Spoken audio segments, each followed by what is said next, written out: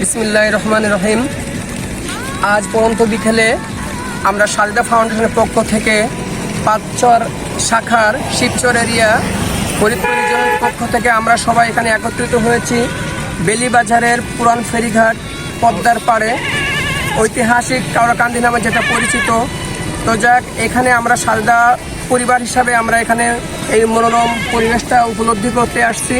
আমরা সবাই জানি যে আমাদের পিছনে দেখা যাচ্ছে যে বিশাল যেটা নদী, এটা হচ্ছে পদ্মার মোহক দেখা যাচ্ছে এটা, এবং প্রতিদিন এখানে হাজার হাজার মানুষ আসে যে আমাদের নৌকাগুলোতে আসে, নৌকায় সবাই ঘোরাঘুরি করে এবং এদেরকে মনোটনি লাইফটা রিফ্রেশনেস করার জন্য এখানে সবাই আসে। আর আরও আমরা দেখছি কিছু দূরে ওই যে পদ্মা সেতু, আমাদের ঐতিহ্যবাহী পদ্মা সেতু, বাংলাদেশের গর্ব, আমাদের দক্ষিণবঙ্গের অহংকার, যে পদ্মা সেতুর মাধ্যমে দক্ষিণবঙ্গের অধিকাংশ মানুষগুলো হাজার হাজার বিভিন্নভাবে উপকৃত হয়েছে। আর এই যে ঐতিহাসিক কাওড়াকান্দি, এই যে এখানে যে ঘাটটা, আগে এক সময় এই জায়গায় দক্ষিণবঙ্গের একমাত্র অবলম্বন ছিল, স্থান ছিল যে আমাদের ঢাকা যাওয়ার জন্য, ঢাকা যাওয়ার একমাত্র অবস্থা এইখান থেকে যে ফেরিগুলো যেত, ওই ফেরির মাধ্যমে, লঞ্চের মাধ্যমে, বিভিন্ন স্পিড বোটের মাধ্যমে, ট্রলারের মাধ্যমে সবাই ঢাকা যাওয়ার জন্য একমাত্র এখানে আসতে হতো। আর এখানে প্রতিদিন বিকেলে হাজার হাজার মানুষ, দেখেন আমাদের এখানে দেখা যাচ্ছে, উত্তরের সব দিকে দেখা যাচ্ছে বিভিন্ন জায়গা থেকে, দূর দূরান্ত থেকে মানুষ আসছে এখানে।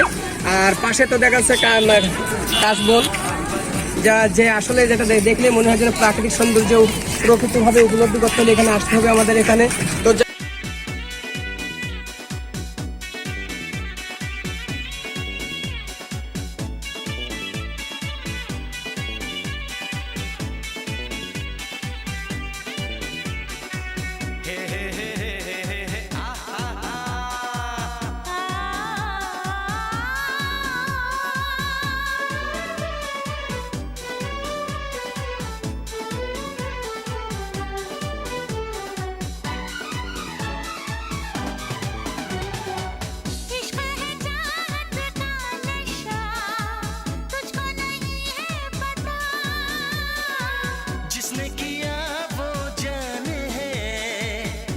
এবং সাজদা ফাউন্ডেশনের অল্প সময়ের ভিতরে বৃহৎভাবে একটা নাম যশ ছড়িয়ে পড়ছে।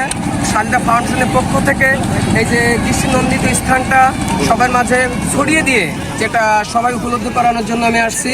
তো আমার পাশে আছে আমার পাশেই আমাদের ব্রাঞ্চের সম্মানিত ম্যানেজার বিএম মনোহর ভাই আছেন।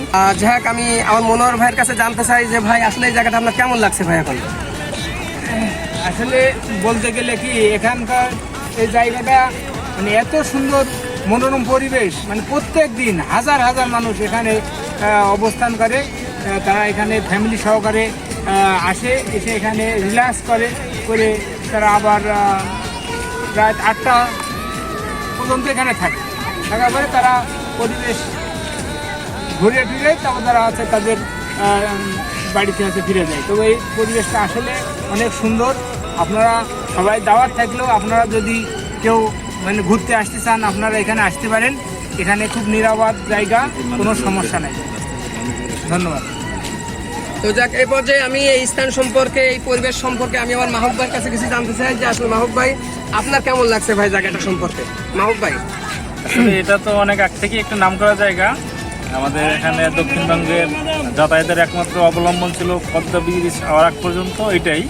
তাই এটা অনেক পুরনো জায়গা, কিন্তু বিশেষ করে এটা আরও আকর্ষণীয় হয়েছে পদ্মা নদী হওয়ার জন্য, নদী শাসন করার জন্য এই জায়গাটা বেড়িবাঁধ দিয়ে সুন্দর একটা পরিবেশ সৃষ্টি করছে এবং দৃষ্টিনন্দন দেখার মতো। তাই এখানে প্রতিদিন বিকেলে হাজার হাজার মানুষ তারা অবসর সময় কাটানোর জন্য এখানে আসে। সব মিলে এখানে একটা দর্শনীয় স্থান বলা যায়। যাক, এই পর্যায়ে আমি আমার মামুন ভাইকে কিছু বলার জন্য অনুরোধ করছি।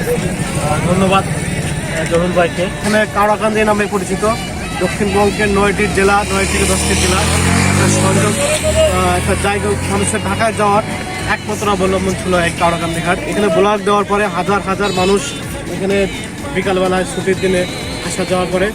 উপরে রয়েছে পদ্মা লেক, বা তারপরে পদ্মা রিসোর্ট, বিভিন্ন একটা সব কিছু মিলে একটা মনোরম পরিবেশ।